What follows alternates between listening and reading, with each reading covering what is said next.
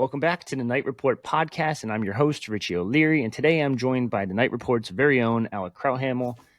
Alec, we got a lot to go through today, a couple contract extensions, a little bit of talk about a potential assistant still leaving, not one of the two contract extensions that was just announced.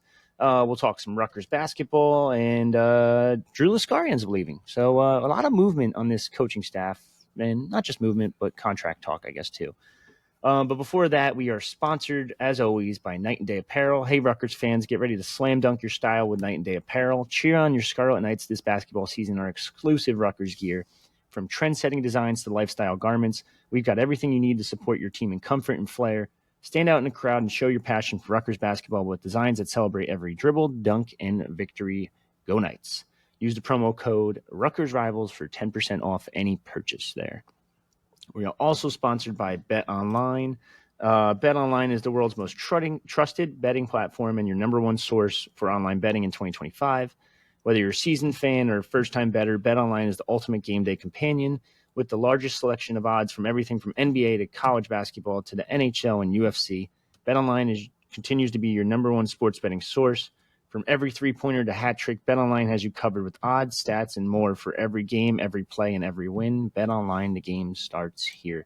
I feel like that was a little repetitive, that one, but that's what they give us. So it is what it is. Let's start with the bad stuff, Alec. Rutgers basketball, Super Bowl Sunday. I was out of it this weekend. Didn't feel too good. I woke up and I was like in a blur, trying to get ready for some Super Bowl stuff. And I was like, oh, shit, the game's on at 12. Turn it on real quick. Turned it on, and I wanted to turn it off pretty quickly. Wasn't great. They had their moments. But overall, I guess, give me some high-level thoughts. Yeah, it was just it was kind of like what we were thinking going in, that it just was going to be too much on the interior for Rutgers to match up with. Jarrett Queen had 29 points and 15 rebounds. I mean, that's one of the best freshman centers that I think I may have ever seen. Obviously, Karl Anthony Towns, Anthony Davis, guys like that were crazy good in college as well. But, I mean, Jarrett Queen legit lived up to his five-star billing, at least in this game, and I know he has all season long. They just could not get a stop. Julian Reese did struggle. He only had 4 points and fouled out in 18 minutes. But, I mean, you got Jacoby Gillespie, 14 points. Celton Miguel, 17 points, 5 threes. Rodney Rice, another few threes, 19 points. Really the big difference in this game was in the inside at the center matchup and then from the three-point line. Rutgers shot 3 for 16 from 3. Maryland shot 10 for 27. That's kind of where the game was won, honestly, because they were kind of comparable in a lot of other ways and stats. Like Rutgers out-rebounded Maryland by 4. Similar free throws, similar field goals, similar turnovers, things like that. But they out-rebounded Maryland by 6, so even better. But yeah, it's just they were not able to get over the hump in the three-point shooting. You get over 4 from Dylan Harper, over 4 from Dylan Grant, 2 for 4 from Zach Martini, who's actually coming along pretty solid lately. Has kind of developed into one of those key bench pieces. He had 10 points and 5 rebounds. Dylan Harper had 20 points, 7 of 17 shooting from the floor. I feel like Maryland really did a good job defensively. Maryland was always a really good defensive team. The problem last year, they just could not shoot the ball, and now they've kind of fixed that with guys like Rice and Miguel and Gillespie completely reshaping their backcourt. They just could not match up. And then you got Ace Bailey, who, speaking of not feeling well, Ace Bailey clearly looked like he was going through something. In the second half of that game, he had a towel over his head. He was kind of hunched over on the bench. I think Steve Peichel said after the game that he was sick. So it's just another instance of just things just aren't going right for this Rutgers team on or off the floor health-wise. Bright spot, Dylan Grant had another really nice game, 6 of 12 from the floor, 7 of 9 from the free throw line, which is good. 8 rebounds. He's really developed into that third piece in the front court that this team has needed. Jordan Durkak went 9 of 11 from the free throw line, 0 of 4 from the floor. In the second half, he kind of took over as that driver guy, got a lot of fouls. I think at a certain point, Maryland fans started to get really annoyed at him. I heard some boos on the broadcast. But yeah, just a game that Rutgers couldn't get enough stops on the inside. They did good work on offense. They scored 81 points. They shot 41%, a little bit inefficient, but then obviously 3 for 16 from 3. It's just you're not going to win when you have that kind of disadvantage on defense, and then one of your 2 superstars is clearly going through something, feeling sick. I will say Lathan Somerville, I thought he looked good on offense. He had 12 points and 9 rebounds. Defense, I mean, Derek Queen clearly won that matchup, but he looked solid on offense. So Mm-hmm. next up, you got an Iowa team that really doesn't play any defense. True. So I guess that you have. I mean, you have to win that game. I think the Mm-hmm. at-large dream is dead now. Yeah. I mean, it's basically dead. I So mean, you have to win. If you win out, obviously, you never yeah, know. sure, But but I mean, they just have not shown the ability to string together good performances consistently and consecutively. So yeah, I regret doing this. I put in our war room on Friday because I struggle with these predictions sometimes, and I'm like, you know what? Maybe Rutgers pulls it off. They gave me a little bit of hope last week. They got that win, and I'm like, all right, you know what? They might be able to get a little winning streak going. And I regret doing it for the sole fact that 2 days before the war room, I was in the Discord, that Rutgers fan club Discord, and I was saying how someone was saying how Lathan Somerville is going to be able to handle Derek Queen. And my first response was like, hell, whoa, hold the phone, that ain't happening.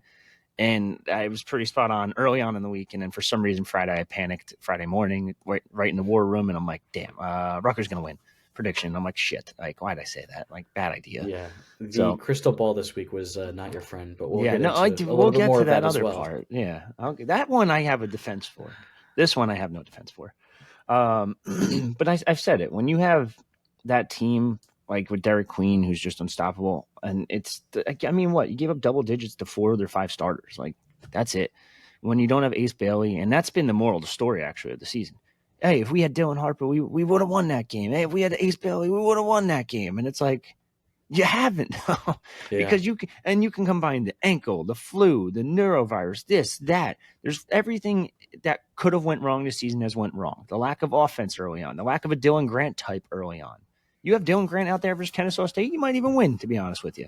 And yeah, that's crazy to say, but and that's the problem. You can't just chalk up all the issues. It's not like they were lighting the world on fire before all this bad luck stuff happened in the Big Ten play. I mean, mm-hmm. you nearly have a quad 4 loss to Seton Hall, which would have been absolutely catastrophic, even more catastrophic than things have already gone. You have those losses to Kennesaw State and Princeton. They were already not looking too hot even before all this started. Mm-hmm. So there's going to be revisionist history where, if Dylan Harper was healthy, if Ace Bailey was healthy, things would have Tyson gone so much Acuff's better. foot wasn't broken, and Right. this, and Jeremiah Williams didn't get the flu. Yeah, and he only played. Tyson Acuff only played 3 minutes in this game. Yeah, it's Dylan just, Grant played a senior season, like.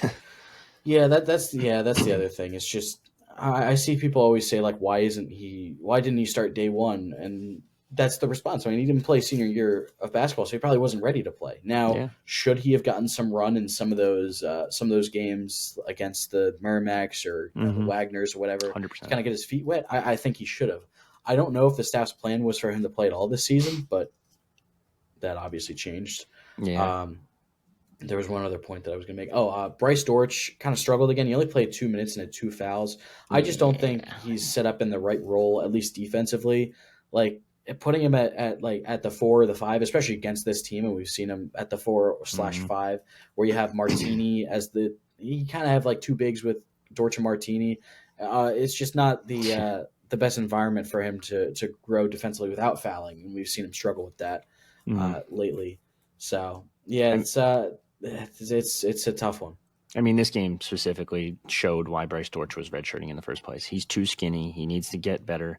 He needs to get better defensively. Not just defensively, but his offense. There's 0 offense game night right there. We've seen the the viral clip. What's his name? The guy from Twitter, Ant Wright. Ant Wright posted it, and it's just his jumper's broken. It's I at think the it point looks better now, to be fair. Yeah, it's gotten better. And to be fair, Dylan Grant's jumper looked like that in preseason. That's why I said neither of them can score. But Dylan Grant's gotten a lot better at that. And he's taking threes. I know he's taking open threes, which I'm not mad about because they're open shots, but they're just not it's not a great form. It's slow. I shouldn't say it's not a great form. It's just a very slow release. He pulls it down and then comes back up, and it's just slow, like where someone can still get there, even if he's wide open. But overall, 3-point shooting was atrocious. It's always been a big knock on Dylan Harper. Luckily, he's been pretty good this season overall from 3. But this game was a bad one. I think last game or the game before was a bad one too from outside. And that's been the biggest knock on his game. Yeah, he's a pretty streaky 3-point shooter, I'll say. I mean, against Illinois, I think he went like 3 of 5. Like when Yeah. he's on, he can really hit a lot of those. He can catch and shoot, Transition pull up. threes. Yeah. Exactly, those catch and shoot transition threes. He can create off the dribble from 3 as well when he's on. But then when he's off, and the fact that even when he's still off from 3, he still puts up 20 points and being able to get to the rim basically at will. I mean, that shows how strong his game is there as well. Yeah. But yeah, they have to find a way to string together some kind of consistency. Yeah. And then when he's off the court, they have no one else that can really run the offense, and that's what drives me nuts. Unless you have Jordan Durkak, who, I mean, I'm sure people have been a little upset by some of the things that he's done on the court this season. But at the very least, he's an experienced guy who can drive and obviously draw fouls, like you saw. I mean, all 9 of his points came from the free throw line.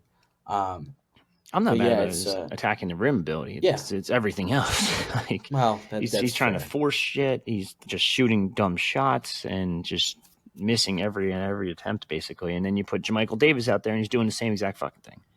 And you combine the two, and it's 1 of, 10? Then you combine Jeremiah Williams, another backcourt guy, and it's 3 of 16? It's awful. So, and Jeremiah Williams, man, I don't know if anyone's regressed more than him, to be honest. And Jermichael Davis was similar like this to this off last season, with his offensive ability. The numbers are there to prove it. But Jeremiah Williams, man, I don't know what's gone on with him. And I get it, the flu happened and all that, lost some weight there, but it just seems, and I know we talked about it off pod, but it just seems like he just goes out there and he just wants to be like a menace. Like he's just pissing people off, and he's not being that guy offensively. He's not running any type of offense. His defense has been a little bit lackluster. He's playing up too much. I feel like if you gave him a step back, he'd be a much better defender. But I don't know. Combine that with Tyson Acuff not being in the rotation after being the leading scorer for 2 or 3 games previously, or not previously, but like a couple weeks ago, to going to non-existent now. I don't know what this team is. I don't know what these rotations are. I don't know what's what anymore.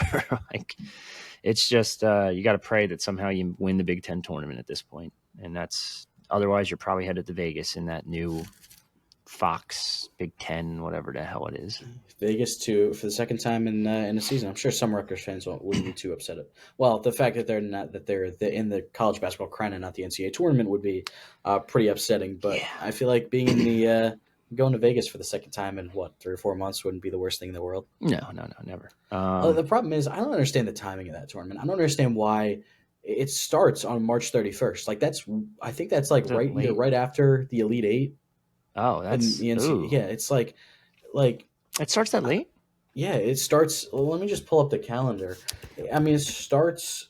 Would Steve March Peichel 31st. Crew even take that invite at that point? Because obviously the two are going to be draft prepping. Like the combine's got to be around then, or a little bit after. I feel that. like we are going to see a problem. I think starting this year in particular, that teams are going to opt out because they're already moving on to the next season. They're portal hunting and things like that. So here's the bracket for the college basketball crown. Like the first round is, that's what it's called. Yeah, March 31st is the first round. The day before the national championship is the final. I'm not mad about that part, I guess. I just don't understand why it's starting so late. And you don't get anything out of it. It's not like they're paying for this like they paid for the it's the not like thing. It's not like the Players era where it's like, you get a lot of NIL money. Wow, I didn't know that. I'm actually I think a lot of people are going to opt out of this. Yeah, because of the way the offseason moves. I just don't. I don't think teams can afford to. I don't want to say it's meaningless, but I don't think they can afford to, not spend time recruiting for next season through the portal when you have this tournament that, in the grand scheme of things, is not. It's not a national championship. So the combine's actually May. What does it say? May 11th to 18th. So it's really not that bad. You get a month off. College basketball transfer portal window, though, is what? That opens, I think, March 24th to April 22nd. So that's actually. That's obviously a week before the college basketball crown starts. Yeah, that's interesting how that's going to work. I didn't think about that at all. That's actually really interesting. But You said March 24th that the portal opens? Yeah, to the April 22nd. So you have a month technically to enter, but like obviously you want to fill your spots and you want to get in the portal ASAP in order to find a spot too. So let's see, 24th. Like the So the longer you portal wait, opens. The portal opens. It looks like during. I mean, obviously it's during the NCAA tournament. mm-hmm, which is Um, stupid too. yeah, I don't like that either. But they did the same thing with the playoffs, so it's like It opens during the round of 32, I think, that's even worse. or it opens the day after the round of 32 ends. So it's the in between that spot, in between the second round and the Sweet 16. Yeah, they shortened it to 30 days actually. Yeah, it will open. It will shorten to 30 days after the round of the second round. Yeah, wow. Unless this is old. This might be old actually. No, yeah. This is just a mess, dude. The whole portal thing's a mess with all this. But I'm sure we'll see at least 1 to 2 guys enter the portal because that's just the way of the world. Who you could speculate who? I mean, Jeremiah Williams technically has another year. Does he return? Does he go portal? Does he just go pro or overseas? Durkak has another year. I think he'll return. Jamichael Davis probably returns. Bryce George probably returns. Dylan Grant probably returns, and then I think that's it actually, right? Emmanuel Ogbole probably returns. Do you If I had to think guess, Lathan Somerville leaves? that's the big question mark for me.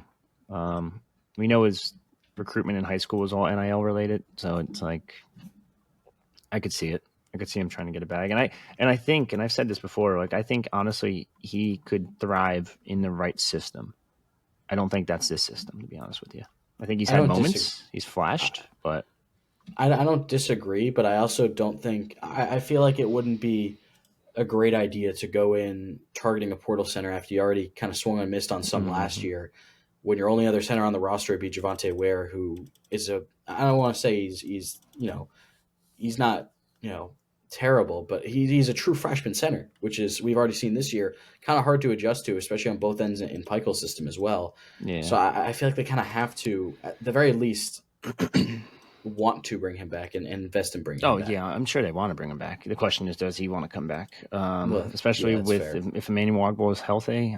I know they rave about him, but I feel like Pikel's system's so built for like a rim protector, and that's not Lathan at all. I don't know. We'll see. We'll discuss that later on. But let's move on to some other good stuff. Football, 2 contract extensions. Let's start with the contract extensions, actually. Dave Brock signed a contract extension through 2027, and Damiere Shaw signs a contract extension through 2027. Dave Brock will be making $700K this year, $800K next year, $900K the year after. That's a shit ton of money for a wide receivers coach. Damiere Shaw goes from $250K to $500K this year, $600K the next year, $700K the year after that. The only interesting tidbit I can find between the two is that if Damiere Shaw leaves before September 1st, which is obviously the first or the day before the first game, if he leaves before that, he owes 100% of his total annual salary, aka he has a $500,000 buyout right now. If he leaves after, that drops to 50%. We know Penn State's been targeting him for the running backs coach. We know there's been a little bit of talk over there, specifically because I'm uniquely qualified, I guess. I feel like everyone says that. Yeah, to talk about that one. But the cool thing here, too, is Rutgers will waive any fees if he leaves after September 1st, if he leaves for a head coach job or a play calling coordinator spot. Whereas Dave Brock states they will waive any fees only for a head coaching spot. And that's at FBS level or to NFL. I don't think he's going to go from running backs coach to an NFL head coach, but yet I guess you never know. Just what are your kind of thoughts on these two? I think they're both pretty big news. Definitely pretty big news. I mean, both are really important for the development of the offense. I mean, we've seen the work that Dave Brock has done with some of these young wide receivers like Ian Strong and KJ Duff. And we saw John Perry get. I think he went to Texas A&M, I believe, as an on-field assistant. That actually dropped. It was funny. It was like right after the Michigan State game at Madison Square Garden. We were waiting for Tom Izzo to come up. And so making sure that you keep Brock is kind of priority number one for those wide receivers as they can continue to grow, especially with some of the guys that they have coming in as well. And Shaw might honestly be an even bigger one, considering, like you said, it was looking like he could have been a candidate for the Penn State job, and he's the main recruiter for 3 of the 4, I believe, commits in the 2026 class. I mean, including guys like Jalen McGill, who, one of the more blue chip prospects so far in this class already. So making sure you're not only locking in Damiere Shaw as your running backs coach, which, is already a big thing to have because he's done so well in that role, but also making sure that you try to keep this 2026 class kind of together as well, and you don't lose any of those guys by losing Shaw too. So definitely pretty big news, and seems like pretty good timing considering Jawan Sider, kind of seemed like a few days ago was headed to Notre Dame, so he's going there, and Penn State was, I'm sure they were looking. I'll confirm they definitely showed interest in him and reached out at the very least. I guess, you mentioned if he leaves before September 1st, he would have to account for 100% of that salary. I mean, I guess, would that be prohibitive for Penn State at this point? I'd say it's not a definite, but it's a more likely scenario stays at Rutgers at this point. Especially considering someone else for, like, their top target right now is Stan Drayton. He's available. There's nothing stopping him other than, I guess, the buyout, his buyout that he got from Temple probably goes less, but at that point it just equals out money wise, so it doesn't really matter for Stan Drayton. Like, he's unemployed right now. And Drayton, I mean, that we were looking over before recording. I mean, that guy's track record with NFL running backs or putting running backs in the NFL is pretty legit. Yeah. I mean, I'm wondering if someone does pick up Savon Huggins at Boston College right now as well. He's a target there too, for what it's worth. So it feels like someone's going to pick him up at some point in this offseason. I mean, we were even talking about him as a potential target, off air if Penn State did pick up Damiere Shaw. So, these are 2 really big extensions to make sure you keep those guys that have helped build this offense up. Obviously, extending Kirk Shiraka a couple weeks ago as well. Make sure you keep that nucleus together of position coaches. Very important. Yeah, and we know Flaherty signed an extension back in July through to 2025 or 2026 season. I forget, but either way, huge to keep that group of coaches together.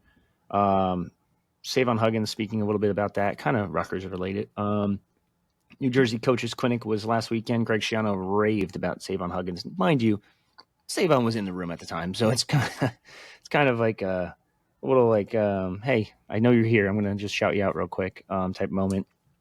I thought if Shaw left that he would be the number 1 guy on the board. He was a finalist for the Notre Dame job before Sider got it. He's a candidate for the Minnesota job. He's a candidate for the Penn State job. Like you said, Savon Huggins is probably going somewhere. So if you want to follow former Rutgers players, he's probably going to get a new job shortly. Dave Brock, Damiere Shaw extended. Drew Lascari, safeties coach, gone to the NFL assistant DBs coach of the Jacksonville Jaguars, where he reunites with his former colleague at Don Bosco Prep, Anthony Campanelli, who's now the Jaguars DC. How big of a loss is this? I mean, at the very least, it's a pretty solid one, considering another thing we'll get into in a few minutes, but also just the work that the defensive backs as a whole have done since Schiano's been back.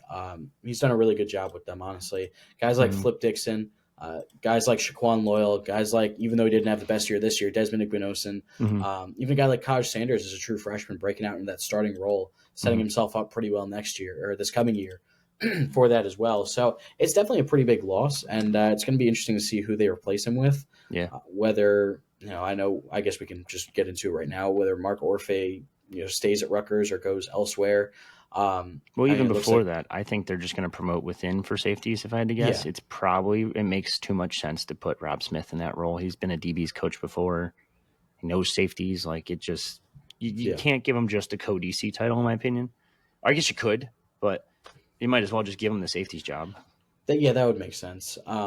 It also feels like I know we talked about with Joe Harris-Simiak where he was coaching linebackers and then also, coordinating the defense. I feel like having a co-coordinator with Zach Sparber next to him might kind of relieve a little bit of that as well. I don't know how much. Obviously, we're not in the room, so we don't know the workload that they'll have. But it's definitely a pretty big loss considering the work that room has done lately as well.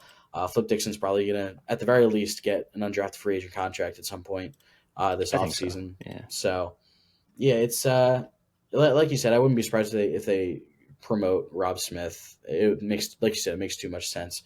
But then that brings up the question of Mark Orphey or Orphey, however Orphey, Orphey. Okay. So it is Orphey. Okay. It seems like he is a candidate for the Texas defensive backs coach job, Mm-hmm. Correct. being from there. So I guess, what do you have on that? So it's interesting, actually. Our buddies over at Orange Bloods, aka the Texas Rivals website, and they're pretty well connected. They're like one of the biggest websites out there for recruiting networks. Um, got a text the other day. Mark Orphey, Corey Sanders, not that Corey Sanders, from Pittsburgh, and who's the third guy? Mike Mickens from Notre Dame. Mike Mickens got passed over for the DC job there, so he's a candidate there, but he's also rumored to be the DC in waiting behind Chris Ash. I don't know how that's going to work because like Chris Ash is young. I don't really see him going anywhere. Who knows? He could get fired in a year. Wouldn't be mad about it. You really hate that guy. Oh, screw him, dude. After the shit he's put me through, I'll get into it one day and tell stories about it, but fuck that guy. Respectfully. Pause. Anyway. Yeah, no, it's Mike Mickens could be the guy. And like everything I've talked to with our Texas buddies, and they've said this on their podcast, is that the three of them are going to interview with Texas this week. When that's going to occur, I don't know, but this week, that's a pretty good timeline. Mark Orphey makes a lot of sense. So now Texas, we know Texas recruits the state of Texas like basically no other program. It's an easy sell, home state school, blah, blah, blah, all that other stuff, the tradition, yada, yada, yada. One area where they could be better, I was told, this is from the Texas guys, is, I don't know, the Houston area. North Shore High School. North Shore High School is a big talent producer out of that Houston area. Who went to North Shore High School? Who's from Houston, Texas? Mark Orphey. So it makes a lot of sense. I know after talking to them, ironically, he's like, that name sounds so familiar, man. And I'm like, going back and forth. He's like, I had to bring this up on the pod. And he actually took his high school photo for his rival's profile. So it was just funny how that worked out. But now they think everyone loves Mickens because he's the big name, Notre Dame finalist, a college football national champion finalist, very highly regarded, one of the top safety coaches in the country. Or I'm sorry, corners, safeties. I don't know what he coaches. He's one of the DB spots. Everyone raves about him. He's been a Marcus Freeman lifer, basically. He's been with him for a long haul. So it's going to be hard to convince him to leave. We know Notre Dame's spending a shit ton of money. They just spent over $1 million on a running backs coach from Penn State in Jawan Sider. So they're just spending ungodly amounts. We know Pittsburgh, Corey Sanders, he's their associate head coach / DB coach / pass game coordinator, some other title. Just every fucking title you can give him just to give him a shit ton of money. So they're going to do everything in their power to keep him, not Corey Sanders. Well, that is Corey Sanders, but wrong Corey Sanders. This is Cory. I think that's Corey. Yeah. So he could be a candidate. It would make sense. I actually thought about Corey Sanders for Rutgers if Mark Orphey leaves. But it's going to be hard to really convince him to leave Narduzzi, leave that spot for anything other than a DC role. Now, Mark Orphey, Texas ties, makes $500,000, but they can really up that easily. Now, he didn't overlap with Sarkisian and Kyle Flood at Alabama, but there was just 1 year apart, and we know Nick Saban's coaching tree. I'm sure they've talked. Sark is a Saban guy. I'm sure he's talked to him. What do you think of this guy? Blah, blah, blah, all that other stuff. Between the Texas thing, he makes $500,000 right now. It sounds like Mark Orphey might end up being the guy at Texas. So it's a matter of how much is Rutgers willing to pay for a cornerbacks coach, unless you promote him to secondary coach, let him coach the whole secondary, which was my thinking originally when the safeties coach, when Drew Lascari left. But again, you can match the money. But when you compare taxes at the end of the day for Texas and New Jersey, there's a huge gap there. And it's probably $100,000 is going to make a hell of a difference. So, and he gets to go home if he wants. So I'm not really concerned if he leaves, though, at the end of the day, just because Rutgers has done so well with DB's coaches.